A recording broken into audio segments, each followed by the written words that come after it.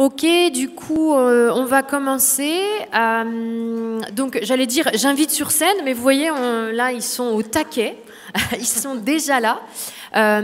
Du coup, je vais laisser Fabrice qui va animer ce débat sur les nouveaux espaces de travail et bureaux du futur. C'est assez intéressant. On parlait justement ce matin dans le challenge recrutement, on avait un débat sur pour ou contre le télétravail. Donc c'est vraiment des thématiques actuelles et importantes.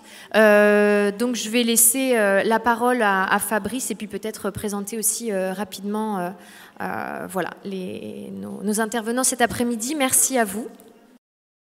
Merci beaucoup. Quand Jean-Christophe m'a proposé ce thème, j'étais un peu surpris de l'énoncer, le nouveau espace de travail et bureau du futur, quel impact sur les talents. Et puis, on connaît des entreprises autour de nous qui déménagent pour des raisons différentes, immobilières, réadaptation d'activité, accroissement de personnel, mais le lien vers les talents n'était pas forcément très transparent.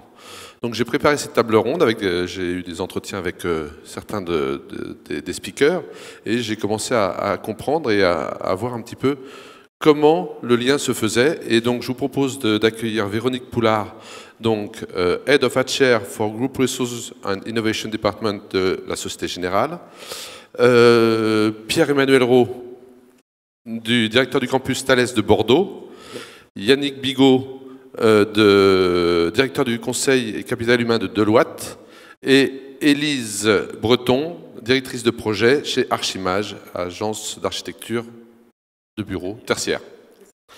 Voilà. Donc, on va essayer pendant cette table ronde d'essayer de comprendre le lien entre les aménagements d'entreprises et le lien sur l'impact des talents. Alors, Véronique, le projet de la Société Générale, grand projet, on va avoir des diapos images, normalement. Ouais. Ça marche là? Non, pas encore. Donc le projet qui s'appelle Dune. Ce projet Dune, est-ce que vous pouvez nous en parler un petit peu en nous disant un petit peu? Alors j'aimerais bien que il y ait quelques images, mais c'est pas grave. Voilà, ouais, ça. Ouais, c'est pas les mieux, voilà, ouais, c'est ça.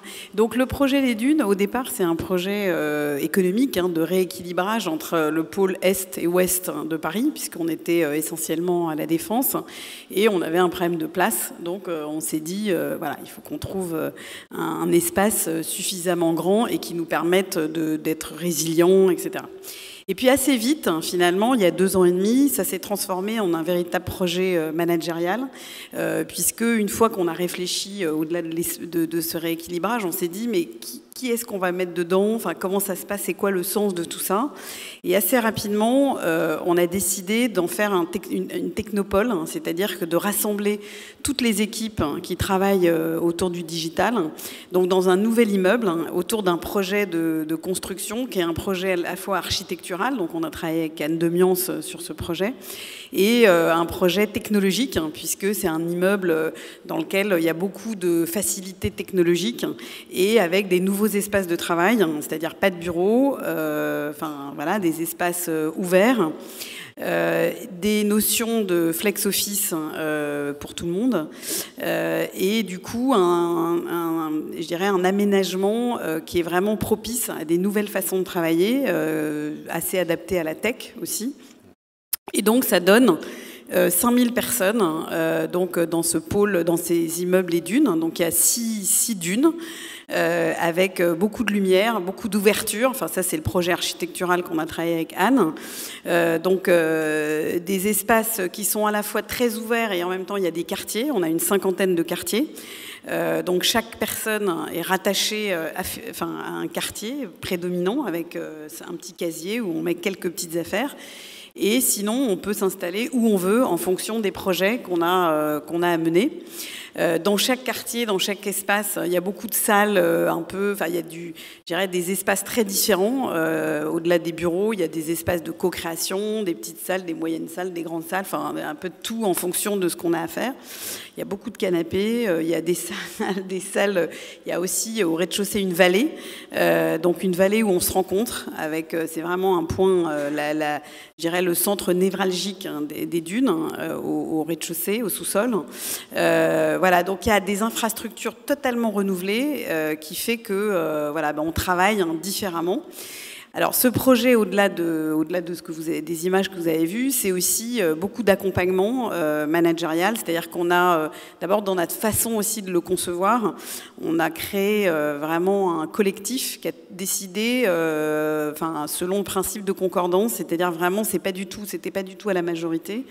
Il fallait vraiment que, à la fin, chacun soit confortable avec les solutions qu'on choisissait. Donc ça, c'était les choix à la fois sur l'immeuble, sur les aménagements. Et donc cette période, je dirais, de co-construction et ensuite de conduite du changement a duré à peu près 1 année. Et par exemple, sur le Flex Office, on a eu 500 pionniers qui ont testé en avance de phase le principe. On a fait beaucoup d'adaptations finalement au fil du temps, à mesure qu'on co-construisait le projet. Dans chaque quartier, il y avait un comité utilisateur avec des représentants de chaque quartier. Dans chaque quartier, il y a eu des chartes de vie qui ont été décidées donc, sur la manière de vivre au mieux dans le quartier, même si on peut potentiellement s'installer un peu partout. Bref, tout un accompagnement managérial et un accompagnement des collaborateurs assez conséquent, de telle sorte qu'il a fallu aussi parce qu'il y a 0 papier, c'est un immeuble où il n'y a pas de poubelle, donc il n'y a pas de papier. Chacun se connecte, en fait. Il y a vraiment des moyens technologiques très importants, donc vous arrivez avec votre PC, vous vous connectez n'importe où, voilà. Et bref, tout ça, c'était quand même un peu de conduite du changement. Et on a créé un programme qu'on a appelé Move, qui n'était pas un énième programme de management, parce que ça, il y en a plein toujours, hein, mais plutôt un programme d'expérimentation. Donc on a appelé ça des bars à expérimentation. Donc des bars, c'est pas là où on boit, mais c'est là où on échange, notamment les expérimentations qu'on allait faire sur cette prise en compte, cette appropriation de l'espace. Et ça passe par je fais 0 papier, comment ça se passe?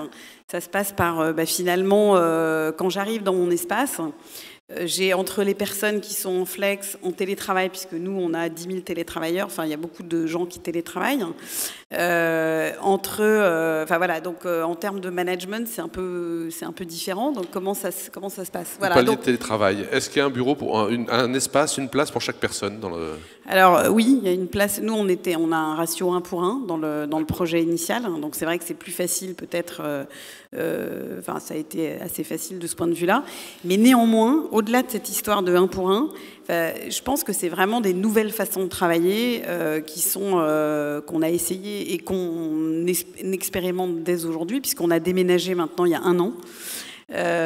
Donc toute cette phase d'accompagnement, de conduite du changement, nous a permis aussi de mettre en place plein de nouvelles choses pour partager.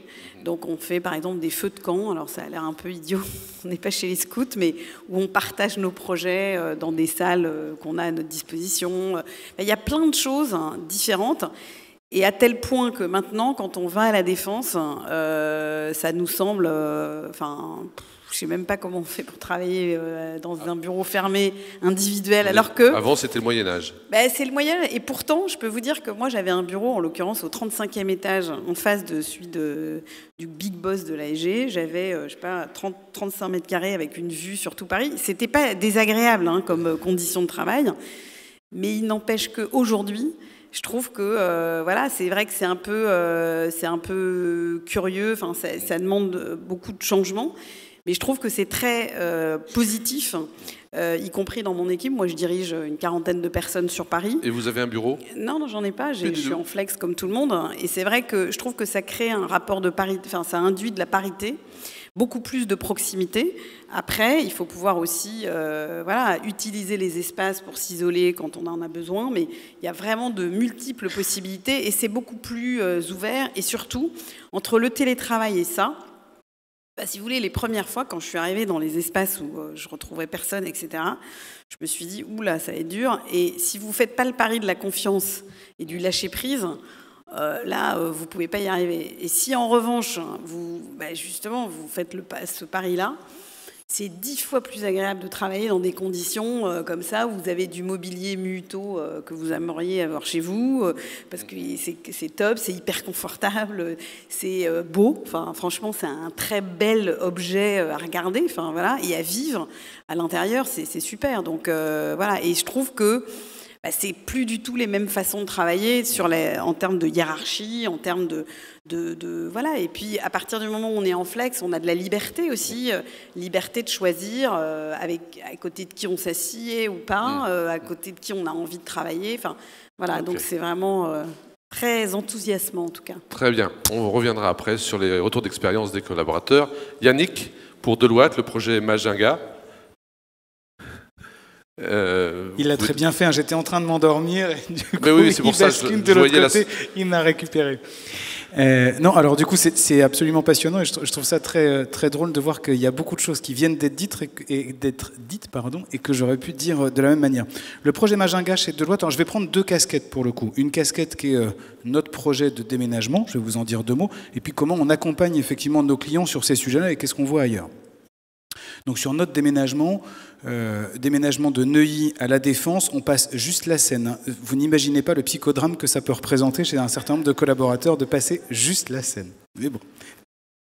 Et on bascule dans un immeuble qui est effectivement plutôt magnifique, qui est effectivement un bel objet, tout va bien. Du coup, quand même une logique pour nous qui était de dire qu'est-ce qu'on va faire dans cet immeuble-là? Comment est-ce qu'on veut effectivement l'aménager et comment est-ce qu'on veut y travailler? C'était l'occasion de se réinterroger sur finalement les manières de travailler, exactement ce que vous venez de dire à l'instant. Avec cette logique dans Majinga, on va loger en cible, et tout le monde n'a pas encore déménagé, on va loger un peu plus de 4000 collaborateurs, et nous, on est loin du ratio 1 pour 1. Il n'y a pas une place par personne. C'est plus compliqué, du coup. Mais parce qu'on a des populations qui sont, pour le coup, assez nomades, donc c'est assez logique. Intrinsèquement, dans leur métier, ils travaillent plutôt chez vous, chez les uns ou chez les autres, mais voilà, ils sont plutôt localisés chez nos clients. Ce qui est atypique dans notre projet, c'est de dire on a récupéré 5 étages de cet immeuble-là 1 an plus tôt que l'ensemble des étages et on a décidé d'en faire un vrai laboratoire. Alors pourquoi?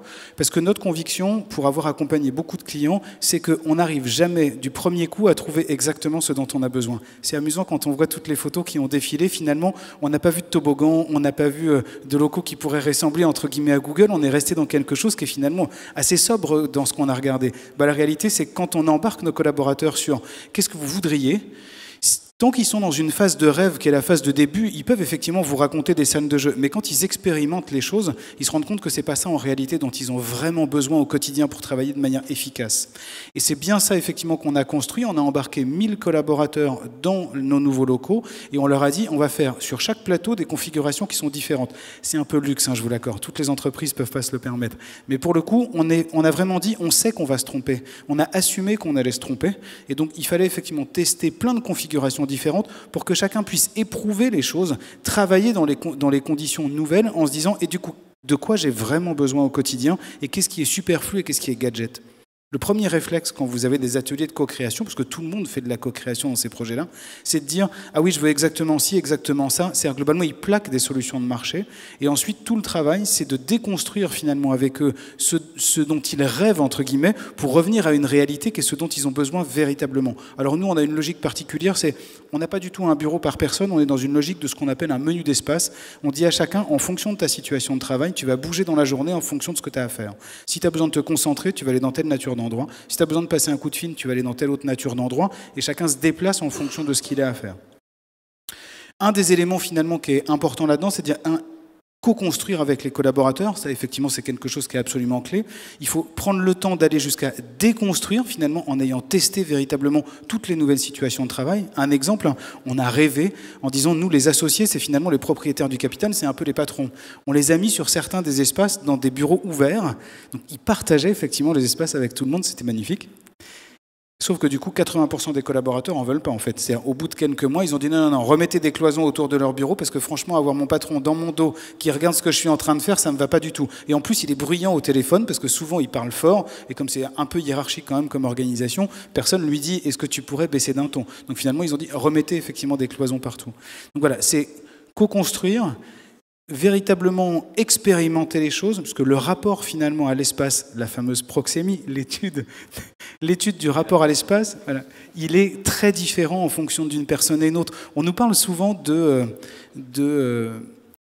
de confidentialité dans ces projets-là, de confidentialité, j'ai besoin de cloison parce que ce que je dis est effectivement confidentiel. Et finalement, les gens essayent de se protéger parce que ce qu'ils essayent véritablement de protéger, c'est leur territoire et finalement une forme d'intimité qu'il y a derrière. Donc il faut arriver à déconstruire ces éléments-là et justement en éprouvant les choses dans un véritable laboratoire où on teste effectivement et on voit bien ce qui se passe après. Voilà globalement un peu ce qu'on peut dire sur ce projet-là. Co-construire, tester et apprendre à déconstruire ensuite pour vraiment correspondre à la réalité de ce dont chacun a besoin pour travailler et être efficace. Merci Yannick pour cette présentation. Pierre-Emmanuel, donc là on est sur 2 projets tertiaires, là on va être sur un campus technologique un peu différent. Est-ce que vous pouvez nous en parler ? Un peu différent. Alors d'abord, j'ai la pression parce que je ne sais pas ce qu'est la proxémie, donc je vais vous m'excuser. Moi, je vais vous parler d'un modeste projet. Bonjour à toutes et à tous. Ce qu'on a essayé de faire donc, en créant notre campus technologique sur Bordeaux, nous déjà, on est parti de 3 points de départ. On avait 3 sites. L'un dédié aux civils en région bordelaise, l'autre aux militaires, toujours en région bordelaise, et l'un mixte en région parisienne. Et notre objectif premier était de jouer de la dualité, de créer des synergies, de ramener toutes ces équipes à terme sur un lieu unique pour désiloter nos organisations et promouvoir un autre type d'organisation, beaucoup moins en structure juridique et en métier et beaucoup plus orienté client. Donc on n'est jamais parti dans une logique immobilière, ça n'a jamais été notre idée force ou notre ligne directrice, mais plutôt sur un projet de transformation. Et ce faisant, je rejoins mes collègues. Effectivement, derrière ces idées de synergie, on s'interroge très rapidement sur la façon de travailler, sur finalement aujourd'hui nos ingénieurs, comment ils développent. Est-ce qu'ils développent comme hier? Est-ce que les lieux qu'on avait l'habitude de penser pour une ingénierie de haut niveau sont toujours les mêmes? Et puis en creusant, en s'interrogeant, en regardant, on s'aperçoit que, je pense que c'est assez vrai dans tous nos métiers, mes collègues l'infirmeront, le confirmeront, le temps de production individuelle, quel qu'il soit, quel que soit le métier concerné, n'est finalement que de 50%. Et chez nous, on est à 50% en production collective. Ça veut dire quoi? Ça veut dire qu'on est en interaction à 2, à 3, à 4, à 12, quotidienne. Donc à 50%, notre activité, on regarde la complexité des objets qu'on touche, adresse un fonctionnement collectif. Et quand on pense des lieux, il faut, et je rebondis sur ce que vous disiez, les lieux pour se concentrer, les petits lieux, les petits canapés, les petits machins, il faut les penser. Et je rejoins tout à fait le concept qui a été avancé, le concept de nomadisme. Il n'y a plus un lieu unique où on fait tout, mais il y a différents lieux qu'on va chercher au fil de la journée pour trouver le meilleur endroit, la meilleure afforance du lieu au regard du comportement qu'on veut créer. Ce qu'on a essayé de faire, je crois, chacun dans nos trois expériences. Je peux également rebondir sur le propos de l'expérimentation ou du test. Je vois que par des chemins différents, on a tous pris cette logique-là. Alors les uns pour co-construire et pour déconstruire, les autres pour tester.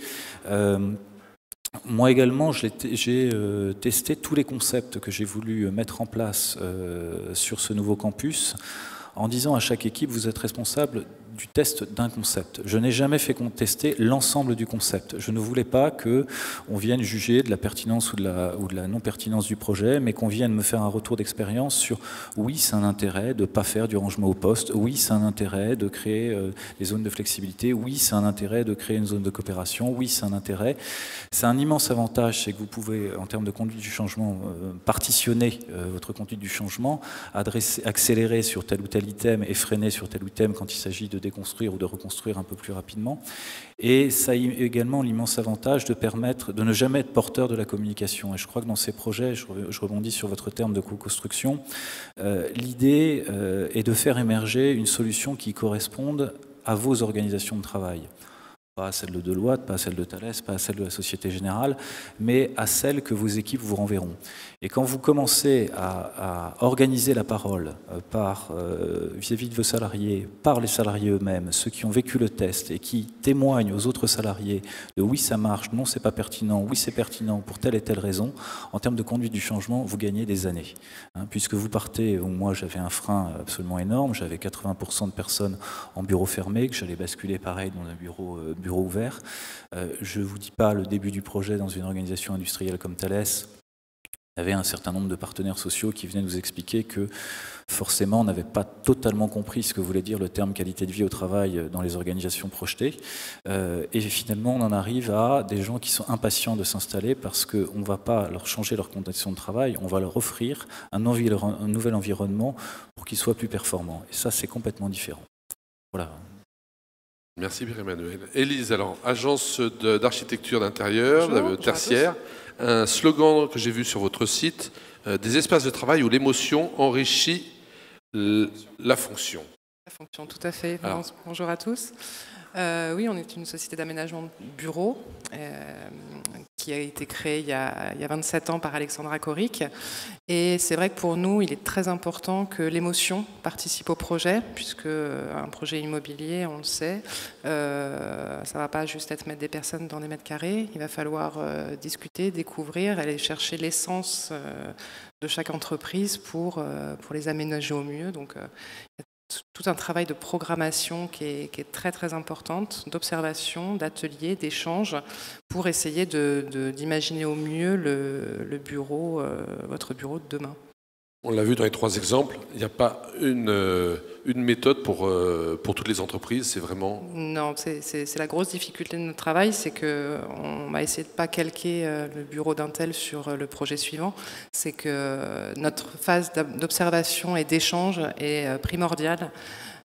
C'est la clé de voûte de chaque projet, et on essaye de faire ce travail-là, quitte à passer vraiment beaucoup de temps avec chaque personne, et vraiment des personnes représentatives du personnel, pour essayer de trouver un petit peu l'essence même et la moelle de ce qui va faire les futurs locaux. Alors, on a parlé des implantations, on a parlé de vos réalisations. Maintenant, on va essayer de coller un peu plus à l'objet. Quel impact sur les talents, les retours de vos collaborateurs? Je crois que c'est chez Thales où vous avez fait une étude à chaud à l'arrivée des collaborateurs. Est-ce que vous pouvez nous en faire un retour? Pas tout à fait. En fait, à partir du moment où on met, je ne sais pas combien de millions d'euros tous autour de la table, mais ça doit faire un paquet dans les environnements de travail, je pense qu'on le fait pour des histoires de performance. Alors maintenant, on peut tomber dans le verbiage un peu classique. À partir du moment où j'investis dans les conditions de travail, j'ai des salariés plus heureux, j'ai des salariés plus motivés, donc ils sont plus performants. Moi, je trouve que d'un point de vue scientifique, on est un peu au bout de la palissade, quoi. Donc, j'ai essayé de contourner le problème, non pas en faisant le lien entre la productivité. Est-ce que mon aménagement a un impact sur la productivité? J'y arrive pas. Regarde la complexité des objets que je développe, je sais pas le dire. Par contre, je pense que je peux essayer de cartographier une notion d'efficience. Est-ce que mon organisation, ou mon aménagement, ou mes principes de fonctionnement ont produit de l'efficience en termes de qualité de communication, en termes de qualité de la circulation de l'information, en termes de temps de résolution de problèmes, en termes de déviance constructive, en termes de tout un tas d'items que j'ai été chercher du côté de la psychologie du travail en m'associant à l'université de Bordeaux 2 pour dire vous avez certainement des grilles d'analyse de la performance organisationnelle d'un point de vue humain, de l'humain dans un lieu qu'on n'a pas, nous, industriels, que vous pouvez nous apporter. Et on a travaillé sur une enquête qu'effectivement on a réalisée juste avant le déménagement en disant on va faire 3 temps de mesure. Le premier temps de mesure qui était avant le déménagement pour figer un état 0. Le deuxième temps de mesure qui a eu lieu il y a 15 jours, donc je n'ai malheureusement pas encore les résultats à partager avec vous, qui est 1 an après sur tous ces critères d'efficience organisationnelle, que peut-on dire. Et puis un 3e temps de mesure pour mesurer, on dirait, la dérivée dans le temps. Alors, on peut dire beaucoup de choses à chaud, c'est-à-dire que sans avoir le résultat scientifique, diffuser une culture de l'innovation, on a réussi, réactivité dans le traitement des problèmes, on a réussi, favoriser la coopération au quotidien, les échanges et la convivialité, on a réussi, tout un tas d'indicateurs qui aujourd'hui nous montrent qu'on est plutôt dans la bonne voie. Après, pour répondre à votre question sur les talents, alors je ne sais jamais ce qu'un talent, moi, mais je suis désolé, je suis un peu... Je suis pas à ma place dans cette assemblée, je le conçois bien quand je vois le thème, mais j'ai énormément de mal à définir cette notion de talent. Par contre, je sais qu'il y a un acteur qui est impacté dans ces projets, et c'est le manager. Alors, est-ce qu'il a du talent ou pas, c'est une autre question. Par contre, je rebondis sur l'exemple des associés. C'est une évidence que quand vous ouvrez l'espace dans des organisations qui aujourd'hui s'inspire de l'entreprise libérée, de l'inversion de la pyramide, de toutes les tendances sociologiques qu'on peut lire dans nos organisations, faut pas remettre le chef au milieu de ses troupes. Hein, parce que la remarque de l'associé qui fait du bruit et qui contrôle, elle arrive très très rapidement. Et je pense que tout un chacun, on se pose la question dans nos projets, et l'une des clés de réussite, c'est finalement de faire basculer le management avec nous, parce que celui qui perd le plus dans ces opérations, c'est souvent le manager. Statutairement, dans la représentation, donc il y a un acteur qui est impacté, c'est le manager. Il faut qu'il retrouve une position, un rôle, une identification qui lui permette de manager, certes autrement, mais de manager toujours. Véronique, vous partagez cette analyse? Alors sur le manager, oui et non. Parce qu'en fait, nous, notre enjeu, c'est quand même de développer, en tout cas l'autonomie, on appelle ça empowerment en anglais, mais donc, et finalement, c'est pas si facile, hein. C'est-à-dire la responsabilisation de tout un chacun, c'est-à-dire la liberté qu'on accorde, et fixer le cadre et faire en sorte que ça soit vraiment producteur et créateur de valeur et d'innovation, c'est pas si simple non plus. Enfin, je veux dire, donc il y a la problématique managériale, c'est vrai, mais il y a aussi cette problématique d'impulser l'innovation, etc. Pour répondre à la question initiale, donc nous au Dune, donc c'est 5000 personnes, et ça nous a donné aussi l'occasion d'aménager un espace qui s'appelle le Plateau, qui est assez grand, dans lequel c'est un incubateur de start-up. Et donc du coup, par rapport au talent, c'est vrai que ça génère beaucoup de créativité, beaucoup d'enthousiasme, beaucoup d'ouverture, hein, du coup, sur l'écosystème de la tech et l'extérieur. Je veux dire, il y a quand même un sentiment global très positif. On a fait une enquête, hein, alors pas aussi scientifique que la vôtre. C'était une enquête de satisfaction. Il y a à peu près 90% des collaborateurs qui étaient vraiment archi satisfaits et très contents. Alors, en revanche, les 10%, là, c'est plus difficile. C'est-à-dire qu'il y a des gens qui ont du mal à s'adapter à ces nouveaux espaces. Très clairement, moi, dans mon espace de travail, enfin, je dis le mien, mais c'est pas le mien, mais enfin, en tout cas, dans le quartier dans lequel j'habite, hein, le plus souvent, il y a une personne qui a vraiment qui a eu et qui a encore un peu de mal à être en flex, c'est-à-dire qui s'assied toujours à la même place. Donc, ça devient la blague, hein, du quartier. C'est comme ça. Donc il y a des personnes qui ont du mal à s'adapter. Pareil pour le clean desk, parce que nous, donc, comme je vous ai dit, on n'a pas vraiment d'affaires personnelles, etc. Donc quand on change de position, il y a du clean desk. Bon, dans certains quartiers, dans 2 ou 3 quartiers, ça a été un peu difficile.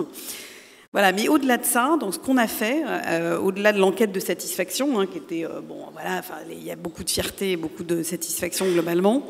Quelques semaines après, on a fait venir une start-up qui s'appelle Officience, qui sont des empêcheurs de tourner en rond, en fait, en gros, et qui sont installés au Plateau. Et l'objectif, c'était de dire, mais finalement, est-ce qu'au bout de 6 mois, est-ce que ça a vraiment changé? C'est-à-dire, est-ce qu'on a changé vraiment nos façons de travailler? Alors, ils ne l'ont pas fait scientifiquement, mais à la mode un peu start-up, c'est-à-dire ils ont fait des cafés débats, on a fait plein de trucs un peu marrants pour essayer de capter finalement une analyse qui n'était pas, encore une fois, très exhaustive, mais néanmoins une photographie de ce qui se passait. Alors, conclusion, c'est contrasté, c'est-à-dire qu'à la fois c'est extrêmement positif, hein, comme je le disais tout à l'heure. En revanche, est-ce que ça a complètement changé? C'est en cours, hein. C'est-à-dire que le désilotage des structures, ça ne se fait pas en 5 minutes et ça ne se fait pas avec un nouvel espace. C'est-à-dire un nouvel espace, ça peut être un prérequis, Avec l'accompagnement, ça progresse, mais finalement, de quoi on parle à la fin? On parle d'un changement de culture, d'entreprise, une culture managériale, et ça prend un peu plus de temps. Et donc, du coup, ça nous a permis aussi de réfléchir à tout ça en se disant, voilà, on a encore des points d'amélioration, et notamment ce dont on a tous parlé dans nos projets respectifs, c'est-à-dire le fameux test and learn and fail fast, qu'on a vraiment essayé, qu'on essaye vraiment d'impulser et d'introduire dans notre culture aujourd'hui, et qui a été illustré par la manière dont on a procédé pour créer les dunes. Finalement, voilà, on n'y est pas encore complètement, parce que la confiance, elle existe, elle est réelle, mais il y a encore des zones d'amélioration. Voilà, donc je dirais c'est en cours, et c'est pour ça que c'est une formidable aventure, parce que c'est encore une fois un prérequis, c'est une opportunité pour nous d'avancer, mais ça suffit pas, les espaces et les beaux canapés, etc.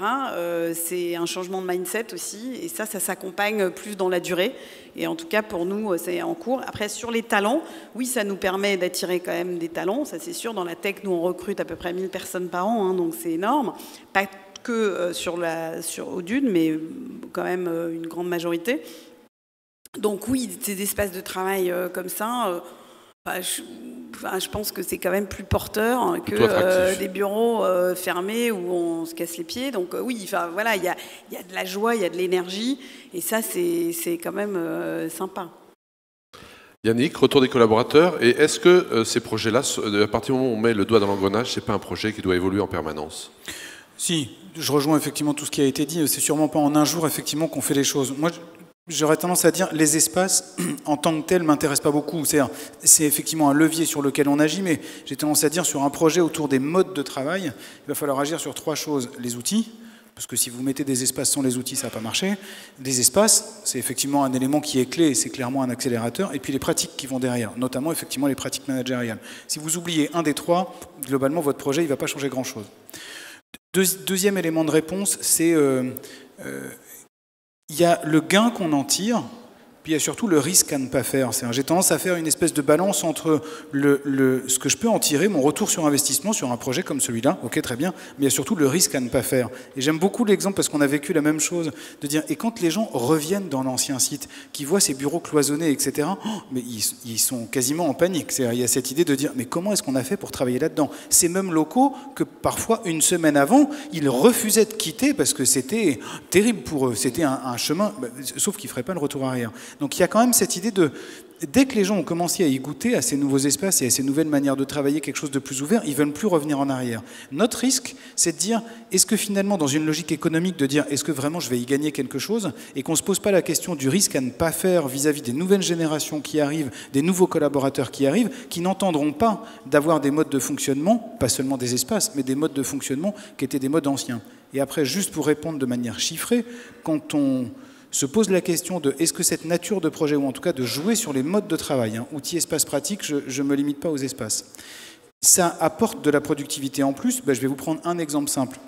Une banque, dans son back-office, décide dans certaines équipes, de mettre en place du flex-office avec cette logique de télétravail. De dire, il y a une partie des gens, donc les gens n'auront plus complètement leur bureau individuellement, on va ouvrir effectivement les modes de fonctionnement, et puis les gens sont autorisés à télétravailler entre 1 et 2 jours par semaine. Dans certaines équipes seulement. Aujourd'hui, ils ne communiquent plus jamais sur les écarts de performance entre les 2 équipes, et surtout pas aux partenaires sociaux pour le coup, parce que les écarts sont trop importants.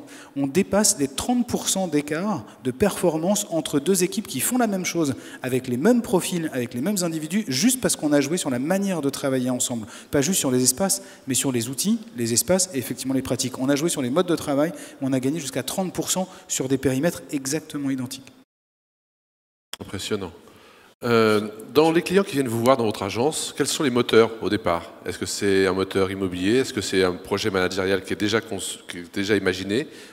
Quelles sont les tendances que vous percevez? Ça vient principalement d'un projet immobilier à l'origine, changement de bail et déménagement, réduction des surfaces souvent, mais cela implique forcément du coup une nouvelle réflexion sur ces modes de travail, parce qu'on est vraiment dans la tendance en ce moment, et forcément les managers veulent initier ces nouveaux modes de travail, ces nouveaux changements, ces nouvelles habitudes, et c'est souvent le vecteur d'une nouvelle réflexion qui n'est pas là au départ, mais qu'on essaye de stimuler un petit peu.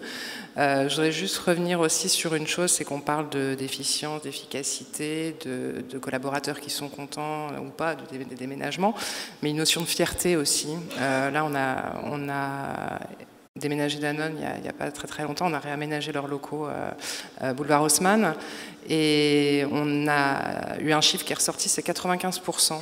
C'est pas 95% de personnes qui sont contentes, c'est juste 95% des personnes qui sont fiers de leur nouveau bureau. Ils sont fiers de leurs nouveaux aménagements, ils sont fiers d'accueillir des visiteurs, ce qui n'était pas forcément le cas à l'origine. Et donc, on parlait des talents tout à l'heure, c'est forcément vecteur aussi de communication, de savoir parler de son outil de travail, parce que ça reste un outil de travail. Le salarié ambassadeur. Exactement. Et c'est vrai que cette notion de fierté, pour nous, elle est importante. Nous, on est très fiers de les accompagner dans ces projets-là, mais on est content aussi de voir que eux sont fiers de montrer et de parler de leurs nouveaux locaux. Voilà. Merci. On peut peut-être passer à des questions dans la salle. Hein ? Alors, y a-t-il des questions pour nos...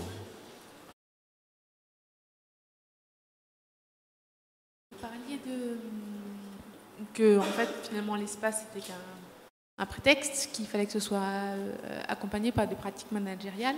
Alors justement, qu'est-ce que vous avez fait pour que les pratiques managériales changent avec ce changement de locaux ?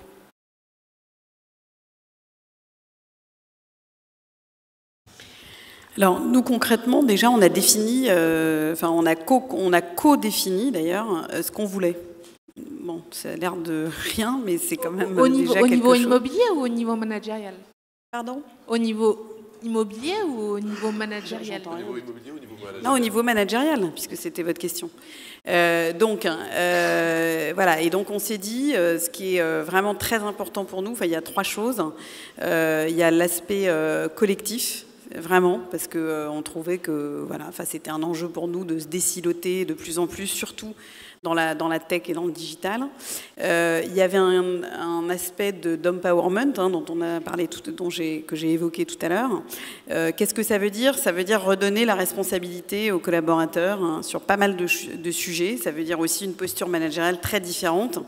Et on parle souvent de manager coach, c'est même pas tellement ça, c'est plutôt, dans nos organisations, on a aussi un grand mouvement qu'on appelle l'agile at scale, alors c'est un peu du jargon, mais enfin bref, c'est des organisations un peu à la Spotify où vous êtes en feature team avec un manager qui est vraiment beaucoup plus en soutien et en appui que quelqu'un qui donne des ordres. Enfin, c'est plus déjà du tout la manière dont on fonctionne, mais ça suppose que chaque collaborateur s'empare vraiment de ces sujets, anticipe, soit très proactif, etc. Donc ça, c'est aussi ce qu'on a défini. Et puis, il y avait des nouvelles façons de travailler, d'investir les espaces. Voilà, une réflexion autour de ça, puisque en plus, le projet immobilier nous offrait la possibilité d'utiliser des technologies. On travaille en plus pas mal avec l'Inde, puisqu'on a 7000 personnes à Bangalore. Donc, on a réfléchi aussi à ces façons-là. Donc, une fois qu'on avait défini ça nous a pris un peu de temps. Ensuite, on a monté ce que j'ai indiqué tout à l'heure, le programme Move, et avec donc une modalité extrêmement simple, dont j'ai parlé tout à l'heure aussi, c'est le bar à expérimentation. Donc, on a invité chaque collaborateur ou chaque manager, en équipe naturelle ou pas, à expérimenter quelque chose de nouveau. C'est un petit pas de plus. C'est-à-dire, on n'a pas dit, demain, tu vas être empoweré ou demain, tu vas... Non, on a dit, voilà, nous, on pense que les dunes, c'est une opportunité de travailler sur ces trois sujets, de faire évoluer notre culture en ce sens-là. Bon, vous avez vu en plus ce que c'est, donc il n'y a pas de papier, on est en flex, etc. Maintenant, c'est quoi le pas de plus que vous avez envie de faire, soit à titre personnel, soit à titre collectif. Voilà. Et donc chacun a fait ses petits... Voilà, donc on a ensuite partagé, on a créé une communauté, la communauté Move, où on a créé un catalogue d'expérimentation, avec un engagement qui était surtout d'essayer, même si on se plantait. Et surtout de partager le retour d'expérience. Voilà. Et en fait, ça a suscité pas mal de débats et des petits changements de plus en plus. Voilà. Donc, c'est des trucs très concret, mais qui fait qu'à un moment donné, on travaille sur tous ces thèmes. Et ensuite, il y a une autre communauté en parallèle qui s'est créée, qui s'appelle Oxygène, qui, elle, réfléchit plus, je dirais pas philosophiquement, mais en tout cas sur les aspects d'entreprise libérée, justement autour de ces thèmes. Et donc, ces deux communautés interagissent aussi, se nourrissent l'une l'autre. Et c'est par cette politique de petits pas et d'expérimentation que nous, on a choisi en tout cas d'investir les dunes et de faire progresser sur ces aspects-là. Oui, une autre question. Oui, bonjour. Je comprends l'intérêt d'avoir des espaces flexibles parce qu'on a différentes façons de travailler dans la journée, seul ou à plusieurs, etc. Mais est-ce que dans les faits, quand vous travaillez seul tout le temps, ça a une vraie vertu ou pas de bouger de poste systématiquement? Est-ce que ça ne devient pas un principe par défaut de dire tu ne dois jamais occuper la même place, sinon tu es ringard, quoi? Vous comprenez? Alors, moi, je vais prendre la réponse parce que je crois avoir entendu la question, donc, parce qu'on entend très mal ici en fait. Si je la répète pour tout le monde et pour mes collègues, c'est est-ce que pour des fonctions qui sont dans une dimension où je reste, où par nature je devrais rester à mon poste de travail toute la journée, ça a une vertu d'appliquer ce nomadisme et de bouger? Et est-ce qu'on doit rentrer dans un mode plus ou moins contraint d'une flexibilité ou d'un flex office? Si j'ai besoin concrètement de me concentrer une journée complète, et pendant 2 jours de suite, c'est quoi la vertu que je passe de la place A à la place B? Voilà. Alors, je vais répondre pour Thalès. Très clairement, quand j'ai pensé l'organisation spatiale du campus et de ces différents lieux, et quand j'ai proposé le concept du nomadisme, je propose une boîte à outils.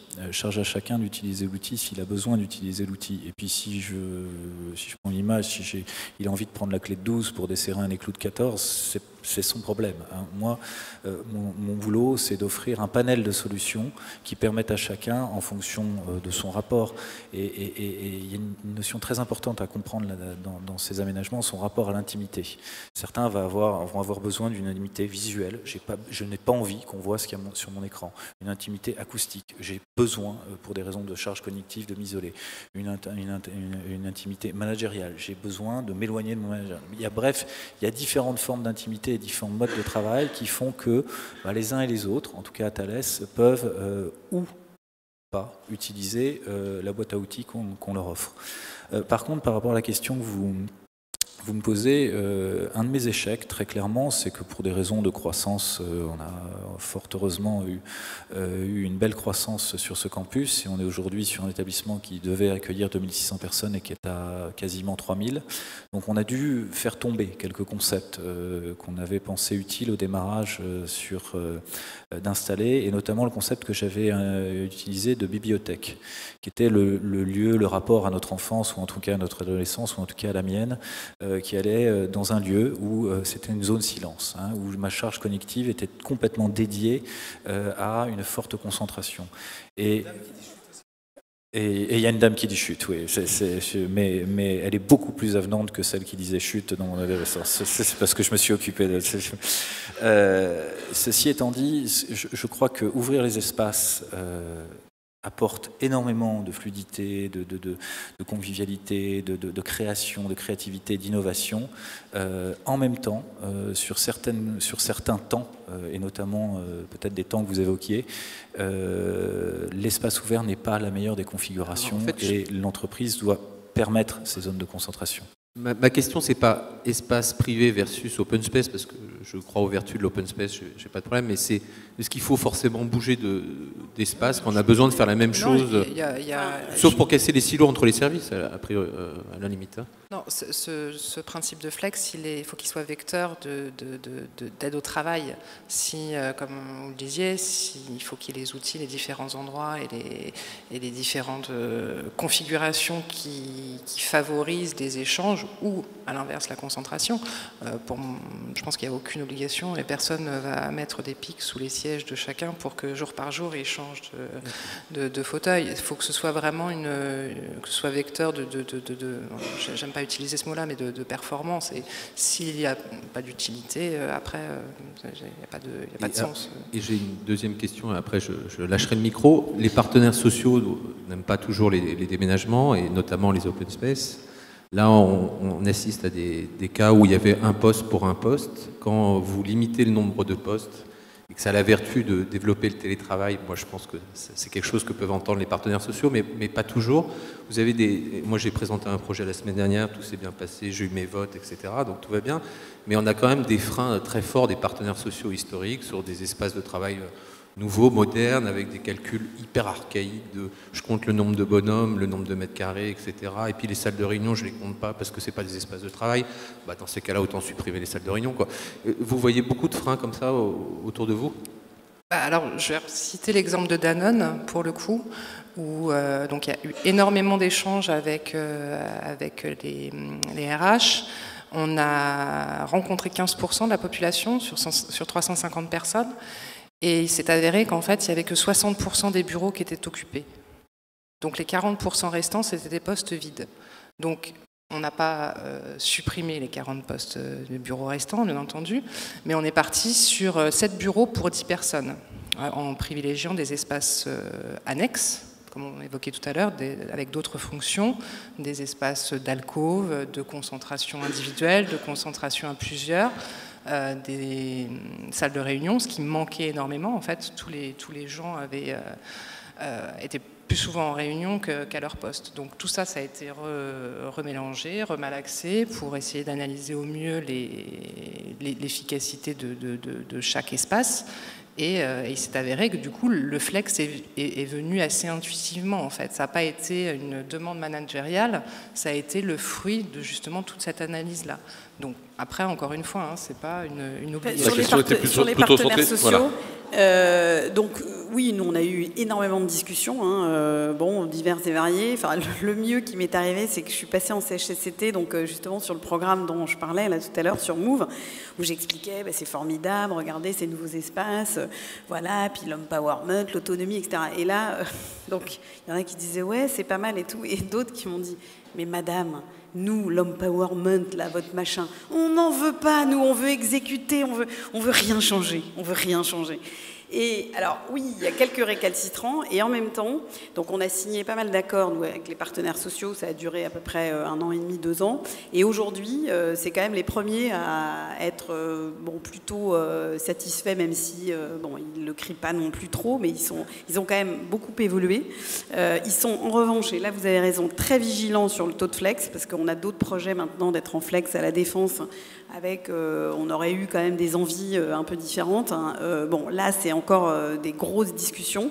Voilà, donc ça fait partie aussi de l'éducation de ces partenaires sociaux avec lesquels on a travaillé, et c'est en cours. Voilà. Donc eux aussi, ils bougent, lentement, mais ça bouge quand même pas mal. Et vous avez constaté que le télétravail avait progressé suite à la mise en place de Dune? C'est ma dernière question. Alors, ça n'a pas progressé corrélativement avec aux Dunes, je pense, pas complètement. En tout cas, ce qui est sûr, c'est qu'aux Dunes, il y a beaucoup de télétravailleurs, mais il y en a aussi à la Défense. Donc, en tout cas, c'est pas corrélé. Mais donc, je vous l'ai dit, on a 10 000 télétravailleurs, nous. Dernière réponse, voilà. Dernière intervention, vraiment. Moi, juste pour compléter sur le télétravail, moi j'ai l'exemple d'une autre banque, pour le coup, qui a été obligée de mettre en place du télétravail pour compenser l'allongement des temps de trajet liés au déménagement. Pour le coup, c'était une espèce de deal. Je ne peux pas jouer à l'échelle du temps de trajet à la journée, parce que je ne peux pas te donner une fusée ou un hélicoptère, je ne sais pas faire, c'est plus loin, c'est plus loin.